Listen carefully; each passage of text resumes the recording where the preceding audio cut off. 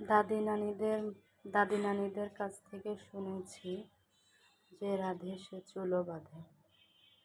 হ্যাঁ, আসলেই সত্য।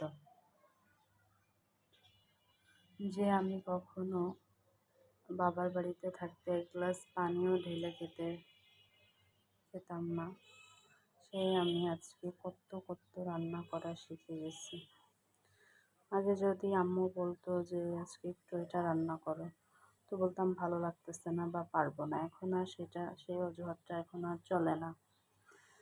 এখন রান্না বান্না সব কিছুই, বাচ্চা সামলানো সব কিছুই কেমন যেন একটা প্রতিদিনকার রুটিন হয়ে গেছে। আগে তো আম্মুকে হুটহাট না বলে দিতাম, কাজ করতাম না। তো আজ দেখেন আমি কত কত রান্না শিখে গেছি, কত কত রান্নার প্রস্তুতি নিজে হাতে করি। তো কি বোধহয় বলে, মা হওয়া তো সোজা না। যেহেতু মা হয়েছে, আমার আম্মু যখন মা হয়েছিল, আম্মু আমাদেরকে সব কিছু রান্না করে খাওয়াতো। তো এখন আমারও সেটাই করা হয়। আসসালামু আলাইকুম, কী অবস্থা সবার?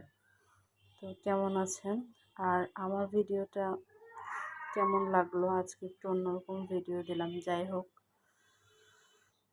অনেক কষ্ট হলে কাজ করতে গেলে আম্মুর কথা অনেক মনে পড়ে যে আসলে কী জীবন ছিল আর এখন কী হয়ে গেল।